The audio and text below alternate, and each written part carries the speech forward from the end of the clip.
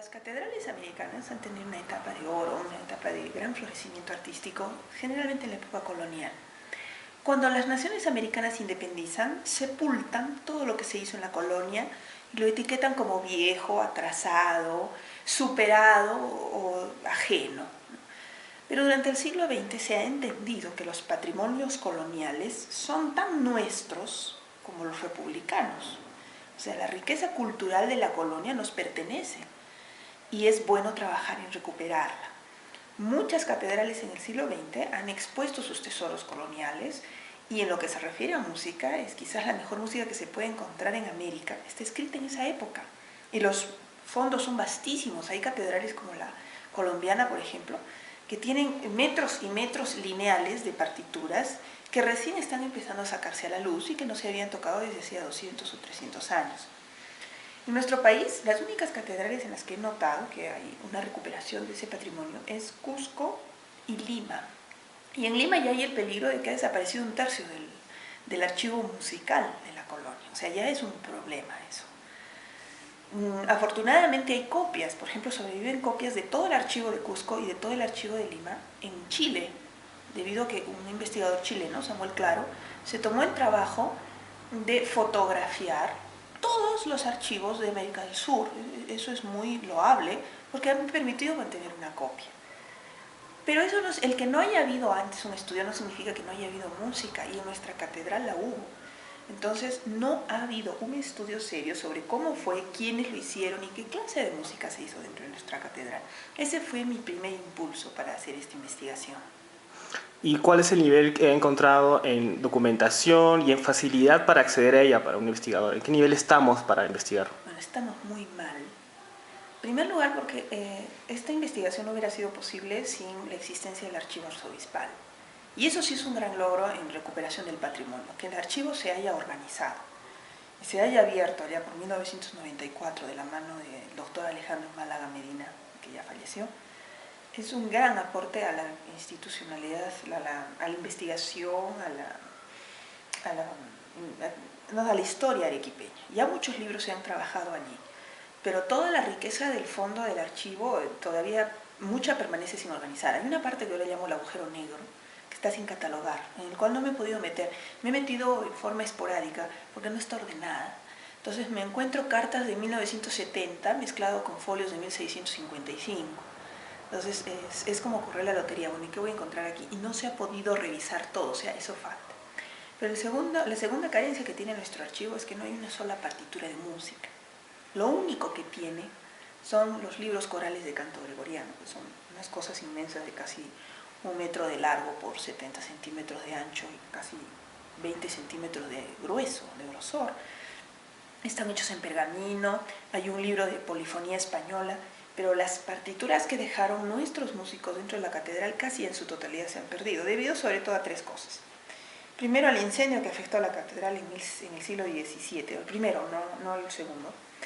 Los terremotos, que la hicieron pampa varias veces.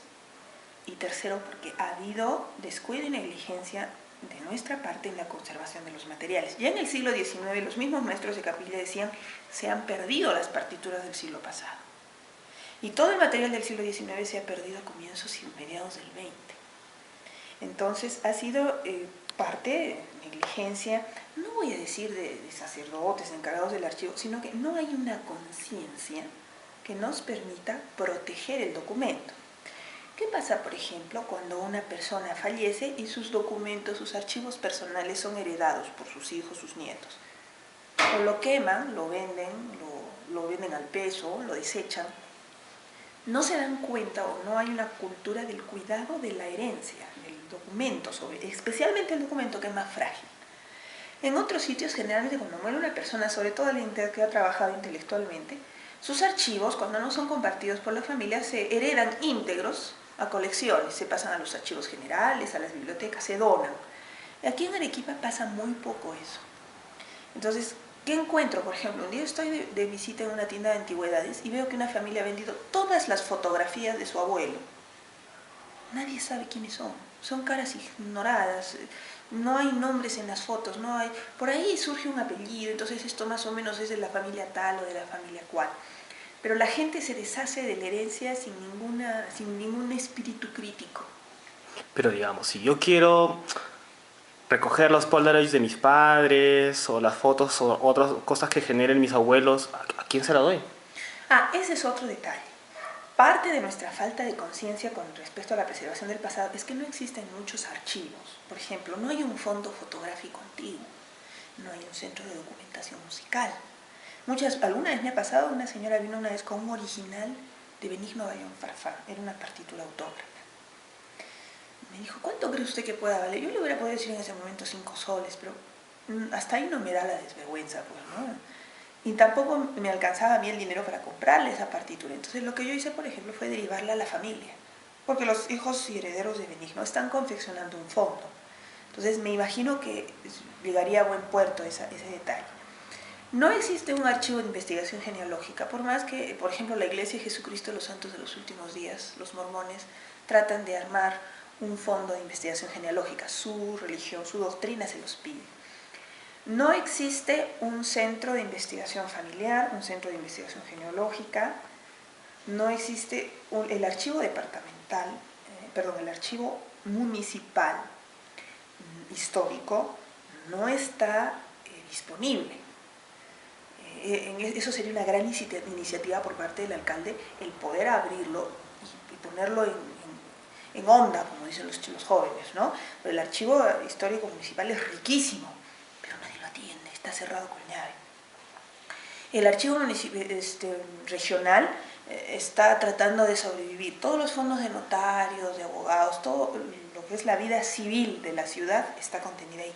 Y es un archivo muy rico, pero todavía no tiene, digamos, la infraestructura suficiente y la mano de obra necesaria para brindar una buena cobertura. Yo creo que es tanto personal como institucional. En la medida que la sociedad lo exija y el Estado esté en condiciones o tenga la conciencia de otorgar ese servicio, la cosa va a ir mejorando. En España eso está muy avanzado. La archivística y la bibliotecología son carreras universitarias de amplio espectro y tienen usos en todas partes. Hasta el último palacio del barrio, del conde de la no sé qué cuantitos, tiene un archivo y una biblioteca histórica. Entonces la gente puede contribuir a sus fondos o puede consultarlos. Eso nos crea una mayor perspectiva sobre cómo trabajar el pasado, sobre cómo estudiarlo. En el caso de las bibliotecas también vemos que se quieren combatir pues estos prejuicios sobre que el encargado, los responsables de estos espacios ya no son esa persona amargada que dice que te calles, e incluso son personas que creo que gran parte de su esfuerzo está en llamar a nuevos públicos, en mantener discusiones actuales en la biblioteca y ya no como guardianes de la historia. Claro, es que los archivos y bibliotecas no son depósitos, son instituciones vivas, ¿no? Y son instituciones muy conectadas con su entorno, no solamente para que los visiten escolares en el mes de agosto. Son instituciones que hacen conferencias, exposiciones, conciertos, que divulgan programas de recolección, de investigación. Son gente que tienen archivistas encargados. El investigador sabe que su aliado más poderoso no necesariamente es otro investigador, sino es el archivista o el bibliotecario, porque es el que tiene las llaves del mapa. Un investigador llega a un centro de documentación y el que le da las pistas de dónde ir, dónde bajar y qué mirar, según su conveniencia, es el bibliotecario y el archivista. Porque yo entro al archivo arzobispal y digo, ¿dónde puedo buscar datos de música? Y el archivista me dirá, pues puede usted ver partidas de matrimonio de tal parte, los miembros de la cofradía de tal otra, o sea, me da una serie de pistas. No conoce mi trabajo, pero me puede decir dónde. Y eso para un investigador es casi tan valioso como que le dieron el dato mismo. Claro, en verdad debería ser, incluso yo hago la analogía con un blog. Los blogs tienen etiquetas y yo puedo agrupar por ahí las cosas. Entonces él te dice, voy a buscar el tag música y el tag, o sea, el sistema de tags y de búsqueda por palabras clave tiene su origen en la biblioteconomía. Porque es imposible administrar una biblioteca si no sabemos qué contiene y dónde encontrarlo. Y para eso los archivistas y bibliotecarios son indispensables. Es decir, no solamente tienen la información, nos dicen dónde está, nos dicen cómo conseguirla y también nos dicen cómo podemos utilizarla. Y para eso el departamento de divulgación de una biblioteca es indispensable, lo que se llama extensión cultural. ¿Cómo publicitamos? Por ejemplo, yo me acuerdo que hace muchos años, hablamos de casi 20 años, yo era adolescente, estudiaba en la universidad y tuve la ocasión de ir a una exposición que hizo la Biblioteca Pública Municipal en los altos de los claustros de la municipalidad. Era la exposición del libro mutilado. Eran muchas mesas en las que expusieron cómo los libros habían sido las hojas arrancadas, las ilustraciones cortadas con chaveta, las palabras tachadas con lapicero, es decir, cómo se habían mutilado, deformado los libros de la Biblioteca Pública Municipal. Pusieron pancartas, títulos alusivos. Esa era una interesantísima forma de hacer que la gente tomara conciencia del valor del libro como objeto. Ahí me di cuenta que es un crimen hacerle algo a un libro, y mucho peor a un libro colectivo, porque no me pertenece a la ciudad. Ahora, en nuestro país, después de 1990, la piratería ha cundido mucho. En algunas cosas nos ayuda, en otras no. Por ejemplo, un universitario necesita vivir de las fotocopias, un estudiante universitario. Y tomando en cuenta los magros sueldos de profesores de todo nivel, la fotocopia se vuelve algo indispensable si quieren acceder a información de primera mano. Pero el libro original supone un objeto de valor, no solo por lo que contiene, sino por el objeto que representa en sí. El trabajo del editor, el trabajo de la persona que se encargó de diseñar la tapa, las páginas, de todo, es un trabajo al que no nos hemos acostumbrado a valorar. Por eso la edición pirata en nuestro país cubre la necesidad de lectura inmediata en detrimento del proceso de valoración de la edición.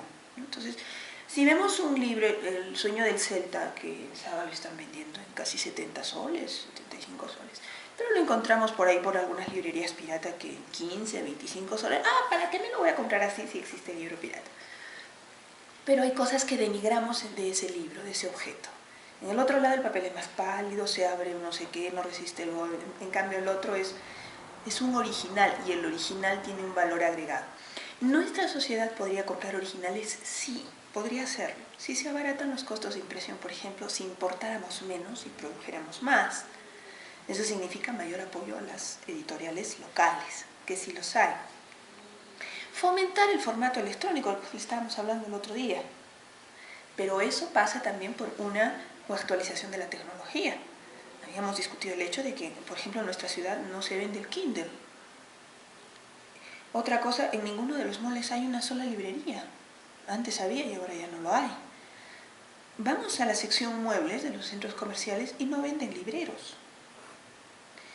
Y los programas de lectura que vienen con el software de las computadoras son mínimos, son procesadores de texto, no son no son lectores, o sea, no incitan a leer. Entonces, en ese sentido creo que nuestro país en materia de lectura y de fomento a la lectura está recién comenzando a mejorar. Yo noto, por ejemplo, los esfuerzos de hacer una feria del libro, ¿no? Eso realmente es fantástico, que hayan concursos literarios. Nos faltan muchos concursos en muchos sistemas. Todavía no tenemos concursos de investigación. La región recién ha comenzado un plan de edición del libro arequipeño, como la colección que sacó el año pasado. Entonces vemos algunos brotes, algunos intentos de comenzar, y eso es valioso. Yo he notado que en nuestro país desde la década de los 80, 70, 80 empezó una debacle intelectual que hasta ahora nos está afectando. Y la tecnología puede ayudarnos a revertirla. Cuando mencionó varias cosas que podrían ayudarnos a romper esa barrera de que nuestra sociedad local no es lectora, también pensaba, mejor dicho, consumidora de libros originales, también pensaba en las bibliotecas. Si tuviéramos por lo menos una biblioteca por cada municipalidad, si cada biblioteca escolar estuviera bien actualizada, yo creo que se multiplicaría por 10 la venta de libros originales, aún sin modificar los precios, que también habría que hacerlo, ¿no? Sí, yo encuentro que en el Perú la venta de los precios de los libros es un poco alta en relación con el salario, con el sueldo mínimo, por ejemplo, ¿no? O sea, una persona que gana el sueldo mínimo no le puedo pedir que compre un libro al mes, ya no digamos uno a la semana, ¿no? Que es el estándar de lectura de alguien que lee continuamente. bibliotecas bien equipadas nos pueden ayudar, pero no se trata tampoco de hacerlas perfectas y dejarlas que se llenen allí de telarañas. Lo que decíamos hace un momento, la labor de difusión de la biblioteca ahí es fundamental. Pero si la gente no se entera qué alcances tiene una biblioteca, mal andamos.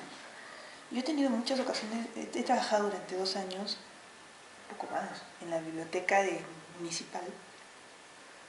Y esa biblioteca tiene el privilegio de tener la colección más completa, no completa del todo, pero sí más completa dentro de lo posible, de periódicos antiguos y modernos. Está toda la colección del pueblo, salvo algunos números que por ahí quizás se hayan perdido, del correo, de la bolsa, del deber, es decir, tienen el lujo de tener en anaqueles periódicos de la época de Clorinda Mato. Todo investigador del pasado arequipeño tiene la posibilidad de acceder a eso. ¿Qué le ha faltado a la biblioteca? Digitalizar esos fondos. ¿Por qué? Hay un problema básico con el papel a partir del siglo XIX. El papel dejó de hacerse con trapo, o sea, con fibra de algodón, con tela. Como los billetes. Como los billetes. Y ese papel que hasta la primera mitad del siglo XIX se utilizaba es casi inmortal. Usted ve ahora el papel del siglo XVIII, XVII, es un papel saludable, especialmente en un clima como el nuestro, que es seco, que no hay hongos, no es como en Lima que la humedad se come todo, ¿no? Pero a partir del siglo XIX el papel empieza a hacerse de celulosa, de madera, se vuelve más ácido. Entonces con el tiempo se vuelve quebradizo y se deshace, se vuelve azúcar, se vuelve polvo. Entonces la humanidad se enfrenta al asunto de que todo lo que se ha publicado en los últimos 150 años corre el riesgo de algún día desaparecer. O sea, hay papiros de Egipto que van a durar más que ese papel, como se le digo todo. Entonces, estos libros, y sobre todo ese papel periódico, se están desintegrando. Cada vez que lo uso, se me queda en las manos un polvillo. Sume usted 50 veces más que lo vean y 50 veces más de deterioro que va a tener ese papel. Entonces, lo que le faltaría, por ejemplo, a la Biblioteca Pública Municipal es digitalizar todo eso. Ahora se puede. Yo recuerdo hace unos 5 años, estando en España, como gran cosa se anunció que la Biblioteca Nacional de Madrid había adquirido un disco de 1 tera, que era el último grito de la moda, 1 tera, para poder guardar su información, porque estaban digitalizando muchos manuscritos o muchos documentos que tenían exactamente el mismo problema. Ahora con un poco de esfuerzo usted va y se compra un disco de 1 tera en el mercado. Y solo han pasado 5 años. No quiero ni imaginar qué tamaño de discos están manejando para poder soportar esa información, esos fondos, ¿no? Pero eso le falta, por ejemplo, a la Biblioteca Pública Municipal, digitalizar esos fondos que están en riesgo. Recién a finales del siglo XX, cuando se empezó a entender lo que era el papel ácido, se volvió a los papeles reciclados, a los papeles orgánicos, qué sé yo. Entonces, recién a los papeles basados en el lino, por ejemplo, los papeles de tela. Entonces, recién algunos libros, no todos, están haciéndose en papel no ácido. Pero como ya apareció el formato electrónico, el problema del formato electrónico es que un virus puede destruirlo. Y sonamos. Pero por lo menos lo tenemos en varios soportes. Es como tener una alacena con varias latas de distintas fechas de vencimiento, ¿no? De eso se trataría. Yo creo que nos falta mucho, pero también creo que nos falta formación académica en eso. Todavía no tenemos formación de archivistas y bibliotecónomos profesionales en Arequipa.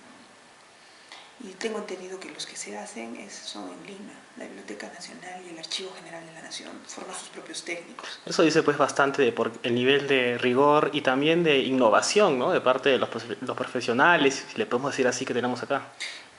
Hay que ver también que el archivista y bibliotecólogo no solamente son los que se encierran con un mandil, son los que están al día con tecnologías de la información. Volviendo al tema de combatir la piratería, hay que ver también que la gente toma decisiones basadas en la economía. O sea, ellos dicen, prefiero un libro de 10 soles a un libro de 100. Perfectamente. Entonces, ¿por qué no usar los mismos criterios para combatir la piratería? ¿Por qué no decir, hey, ¿para qué quiero un libro de 25 soles al mes pirata si con 30 soles por cada 6 meses tengo mi carnet de biblioteca y la biblioteca está actualizada, me atienden bien, hay un espacio donde puedo conversar incluso para leer, me los puedo llevar los libros a la casa, son libros publicados hace un mes? Y los tengo originales y los tengo como libros, no como clones, ¿no? Eso, por ejemplo, entra dentro de las políticas de difusión de las bibliotecas. Y hacer atractiva la idea de que una biblioteca y un museo no es algo aburrido, ni es algo para lo que van solamente los chicos que se preparan para ingresar a la universidad. Si ve la clase de clientela que maneja la biblioteca pública municipal, eso es casi todo su público.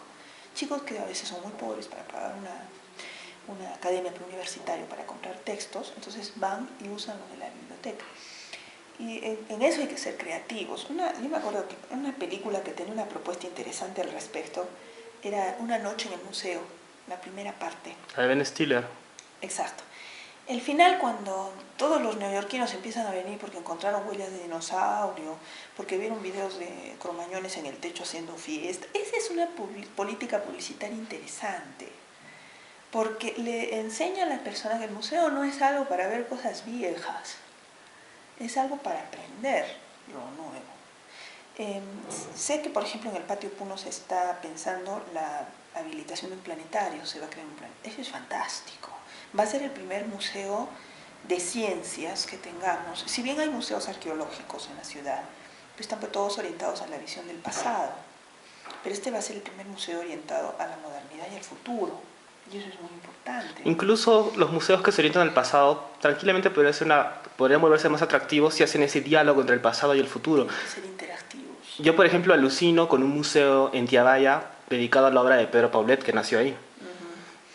Imagínense, hay incluso libros escritos por gente importantísima en la historia de la NASA que mencionan a Pedro Paulet y lo alaban mucho. Es que lo que hay que ver es que los museos y las bibliotecas son centros de investigación y eso también los hace vivos, porque traen cosas nuevas.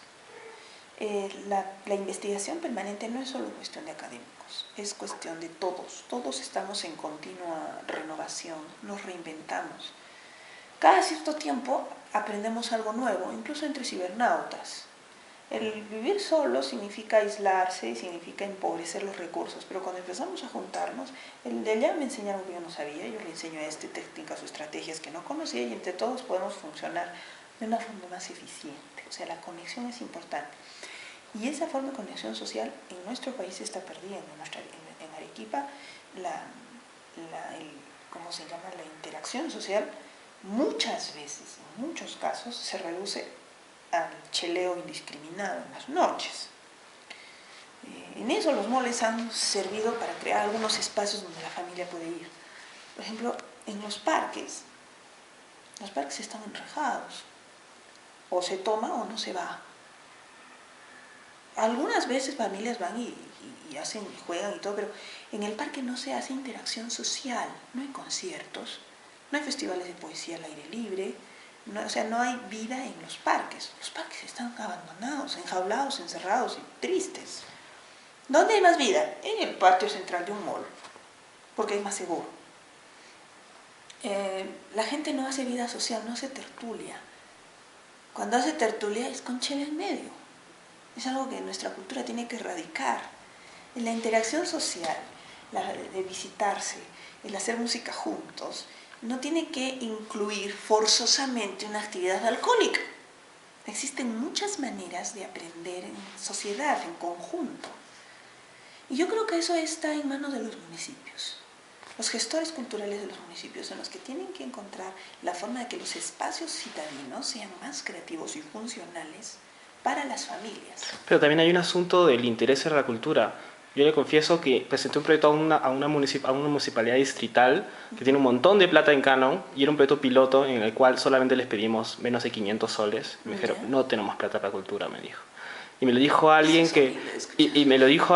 que, o sea, también ni él mismo creo que se hacía respetar, porque eran como 4 oficinas ahí juntas en una sola sala y te dicen que no tienen ni proyector, ni un salón para hacer ni siquiera un conversatorio, que tienes que pedirle a un colegio que queda a una cuadra que te preste el patio si es que no hacen actuación, o sea... Es horrible cuando dicen no hay plata para cultura. Y dijo, hay menos plata para este año todavía, me dijo. Porque la cultura puede hacerse en términos muy económicos al comenzar. O sea, se puede empezar con pocos recursos y se pueden obtener enormes resultados con inversiones relativamente cortas o pequeñas. O sea, todo está en comenzar. Claro, pero ¿qué hacemos con esas puertas en el cual, después de convencer a mucha gente para conversar con el que decide, qué es eso? Insistir. Yo tengo la experiencia de la Sinfónica en que nuestra pobre orquesta tiene muchas limitaciones, pero ha sobrevivido 72 años y no nos vamos a dar por vencidos. Y ya estamos empezando a recoger apoyos significativos. O sea, hay gente que ya está empezando a decirse, bueno, ¿y ahora cómo hacemos con esto? Vemos que nuestro trabajo se proyecta porque ahora hay niños músicos en todas partes. La difusión de la música está creciendo. No necesariamente ha habido un apoyo así muy sostenido de las autoridades. Recién ahora están empezando a abrirse en respuesta a lo que la sociedad les pide. Pero solamente el hecho de proponerlo, que no nos lo den, ya es un avance. Lo que no hay que hacer es darse por vencido. Cuando yo entré recién en mis primeros años a dirigir, yo venía de una experiencia de 10 años de violinista en la Sinfónica. Y toda la vida era, no me dan, entonces no hago. Era mi idea como violinista joven, sentada en mi silla. Pero como directora me di cuenta de una cosa, si no me dan, me las tengo que inventar para hacerlo. Porque esto no se puede quedar así. Es decir, no se rajaron la espalda los abuelos y los padres para dejarnos una orquesta, para que nosotros la sepultemos porque no nos dan. Entonces, hay que quebrar esa lógica y demostrarles a las organizaciones oficiales y no oficiales, porque la empresa privada también tiene que ser convencida de que sí se puede. El eslogan puede ser muy común y se ha usado mucho en el fútbol, pero en general sí se puede. Suena, yo sé, un poco pueril y suena muy soñador, pero desde la experiencia de la Sinfónica y de la misma Escuela de Artes, yo lo he visto. Si nos rendimos, o cuando nos dicen que no, no vale. Lo heroico es no rendirse y hacerlo con un clic y 4 papeles. La ventaja es que ahora, por ejemplo, espacios virtuales como los blogs, las páginas de internet, YouTube, nos dan herramientas de presencia que no requieren tanta inversión como un espacio físico. Entonces, desde allí se puede batallar. Por ejemplo, ¿qué hago yo con los conciertos de mis estudiantes? Muchas veces no tenemos dinero para fomentarlos. Los ponemos en el Facebook. Se llena. Bueno, muchachos, entonces vamos a utilizar este sistema. No tenemos plata, no tenemos plata para afiches, programas, spots publicitarios. Perfecto. De repente cae alguien. Oye, yo tengo tal programa, quisiera hacerles una entrevista. Ya está. Pero el secreto es no rendirse. Y en eso los gestores culturales van a tener mucho trabajo, porque ahora que se ha formado el Ministerio de Cultura se van a necesitar gestores. Las municipalidades van a tener que entender que un gestor cultural en sus gerencias de cultura es indispensable. No todo es cemento, no todo se puede medir en que arreglaron el Palacio Municipal, construyeron una vereda, hicieron un intercambio vial. Eso no es todo. Y no todo es eventos culturales en agosto y nada más. Ay, por supuesto que no. Todo el presupuesto se va ahí casi, ¿no? Casi todo el presupuesto se va ahí. Eso debe ser un poco más dosificado. Arequipa debe ser una fiesta cultural todo el año. Tiene tantas cosas que ofrecer. Es como que las picanterías solo funcionaran en agosto. Como que la gastronomía solo funcionara en ciertas épocas. Eso es impensable. Si usted tiene hambre y no hay picanterías, su mamá cocina en casa y lo hace muy bien. Porque esa es cultura de todos. Y a eso debemos aspirar. Que todas las expresiones culturales, artísticas, intelectuales sean patrimonio de todos. Yo no he escrito este libro para 4 historiadores y la población musical de la ciudad. Lo he escrito para todo el que quiera leerlo, porque el archivo es de todos. Claro, es propiedad, digamos, del arzobispado, qué sé yo, está administrado por la iglesia, pero es parte de nuestro pasado colectivo. La música que se hizo ahí, las personas que vivieron allí, que trabajaron allí, son nuestros antepasados, de todos, los que han nacido y los que no han nacido aquí, porque viven aquí. Entonces, eso es ese patrimonio que es de todos, les pertenece a todos y todos tienen derecho a tenerlo y todos tienen derecho a disfrutarlo por igual. Ya seguir investigando y continuar lo que usted ha hecho, por ejemplo. Claro, es que lo que yo he hecho solo es un primer paso y eso es lo bonito de la investigación, que sobre lo que yo haga van a venir otras personas y van a construir proyectos o trabajos mucho más profundos y de mayor alcance que el mío. ¿Se puede hablar de un ecosistema de investigadores en el sur peruano? Somos muy pocos y las redes son todavía muy frágiles. ¿No interactúan todavía? Es muy poco interactuamos. Yo, por ejemplo, soy la única que hago musicología histórica, pero no me relaciono mucho con colegas de Lima porque no he establecido esas redes convenientemente. Me relaciono, por ejemplo, más con gente de Chile, porque he estudiado ahí y los conozco, o con gente de México, Argentina o de la misma España. Debilidad mía sí, pero eso no puedo hacer todo a la vez. Tengo que también trabajar acá. La investigación no es algo que pague para, o sea, que sustente a un investigador en el Perú. Hay que pertenecer a instituciones muy desarrolladas como, por ejemplo, la Pontificia Universidad Católica, ¿no? Para que la investigación constituya una actividad autosustentable, como dicen los economistas. Pero ya no ahí se han empezado a hacer cursos de investigación musical. Hemos logrado incluir el curso de investigación musical como curso de carrera en la universidad.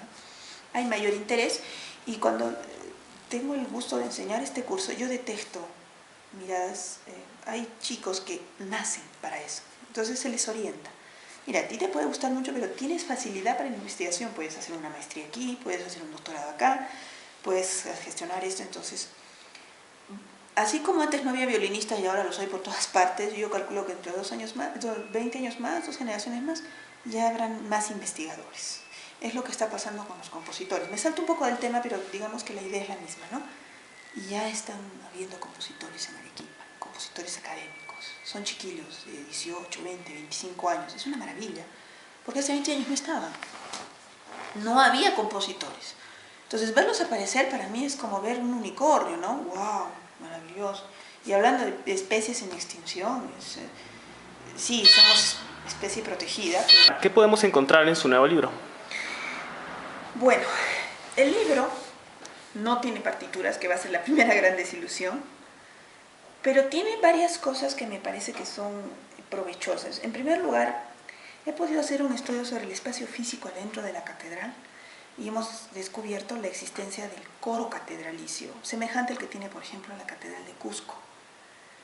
Lima también lo tenía, pero a comienzos del siglo XX fue remozada y se destruyó su coro central.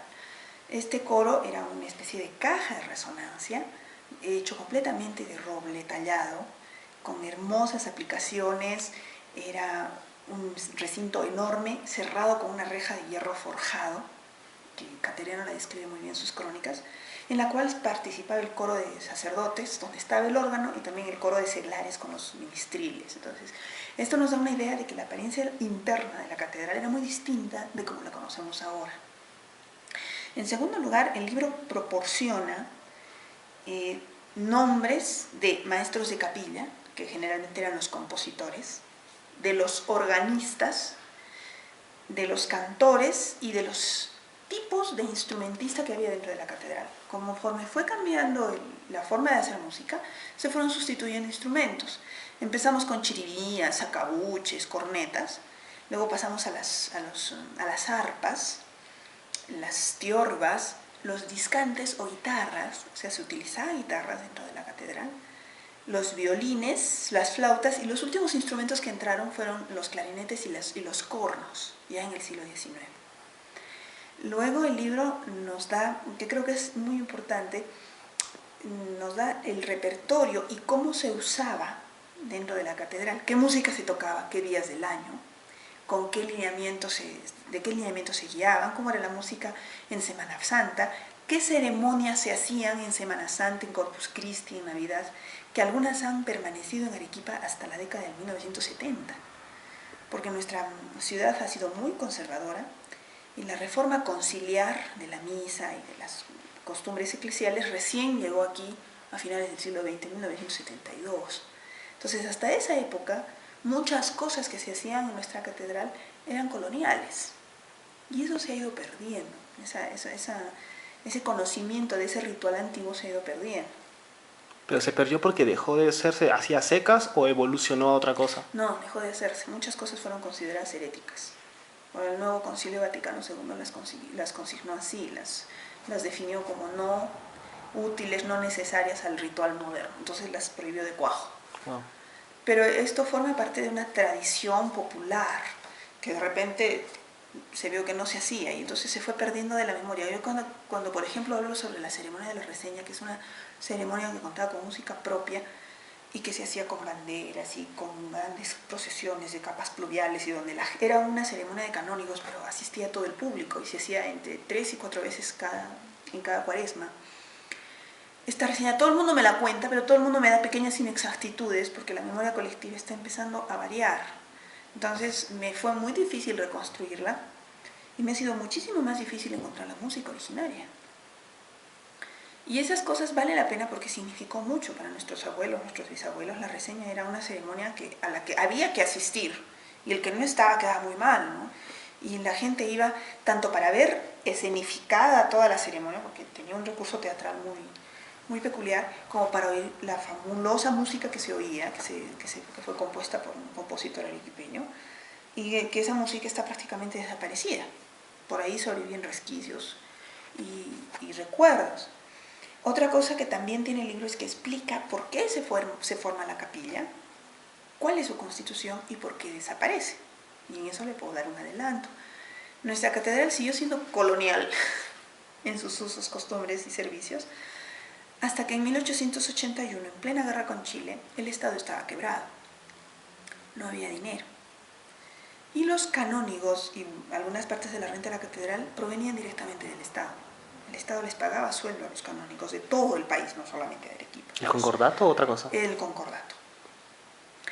Entonces, cuando quiebra el Estado peruano a causa de la guerra con Chile, los sacerdotes dejaron de recibir sus salarios y tuvieron que recurrir a fuentes de dinero de la propia catedral. La catedral tenía sus chacras, sus tiendas, que les reportaban un buen ingreso por cuenta de inquilinos y de justiprecios, pero al reactivar la economía, en una economía de guerra no hay circulante, la gente no tiene dinero, no hay, la gente prefiere ahorrar, se llega al sistema de trueques, entonces no había dinero en metálico y la catedral empezó a cobrar en especies, pero no en dinero, y no había con qué pagar. Entonces es en 1881, en plena guerra con Chile, que el cabildo decide: tenemos que licenciar a todos los músicos, solo nos vamos a quedar con el organista y 2 cantores y algunos tiples. Entonces de 25, 30 personas que había sido el personal musical de la catedral, que es casi el equivalente de la moderna sinfónica que tenemos hoy, solo quedaron 3, con la promesa de que cuando termine esta guerra los volveremos a tomar y volveremos a resucitar las glorias musicales de antaño, ¿no? Pero nunca se hizo. Entonces, la razón por la que el libro empieza en 1609 es porque en 1609 se funda el obispado de Arequipa y la iglesia de San Pedro es elevada a catedral, que significa que tiene la cátedra en la silla del obispo. Y hasta 1881, que es cuando la capilla, que durante todo ese tiempo había funcionado en forma ininterrumpida, es licenciada por motivos económicos. Wow. Bueno, ¿qué cosa quedó pendiente para usted en este libro? Hay huecos en la investigación. No toda la línea temporal está seguida. Lo que pasa es que, como le digo, el agujero negro del archivo no cubre ciertos años. Por ejemplo, no he podido precisar la lista de compositores y músicos entre 1670 y 1735-40. Bueno, no hay documentos. Yo calculo que esto estará a mano en cuanto se termine de catalogar todo el archivo, que es inmenso, ¿no? Yo no puedo criticar que no se haya catalogado porque falta mano de obra. Yo sé que profesores de la universidad han llevado a sus estudiantes para que lo hagan y han hecho un magnífico trabajo. Pero la verdad, la cantidad de papeles es tan grande que no se ha podido terminar. Entonces, ese hueco no me lo he tenido que saltar en mi libro. Pero ha sido un trabajo de investigación de 3 años que debió salir en 2009, justo para el 400º de la diócesis, pero no lo terminé porque no estaba listo. Y dije, si sigo esperando que esté listo y que sean 8 tomos, no va a salir nunca y yo creo que ya es hora de sacar el pan del horno. Esto no impide que yo siga trabajando más adelante, puedo ofrecer una versión corregida o aumentada o una segunda parte, porque creo que es muy importante esto. La primera orquesta y coro estable de Arequipa surgió allí y cuando esta institución empezó a declinar, empezó a morirse, los músicos saltaron a la vida civil dando origen a la escuela de composición arequipeña que tiene a Dunker, a Polar, a Aguirre, a Felipe Urquieta, ¿no? en sus listados. Entonces, la tradición musical de Arequipa empieza ahí. Y si queremos aprender cómo se hizo la música, cómo empezó la música arequipeña a hacerse, hay que buscar en la catedral. Y bueno, la pregunta que siempre quiero hacerle a alguien que escribe y que tengo siempre poder preguntarle es ¿dónde encontramos sus libros? O mejor dicho, ¿en qué bibliotecas podemos encontrarlo? A partir de mañana se va a poder leer en Vargas Llosa, en la Biblioteca Regional Vargas Llosa. Ya está en la Biblioteca Pública Municipal, en la Biblioteca Central de la Universidad de San Agustín y por supuesto en la Biblioteca de la Escuela de Artes de la UNSA. Ahí están, así que pueden ser consultadas por todo público. Genial, muchas gracias. A usted.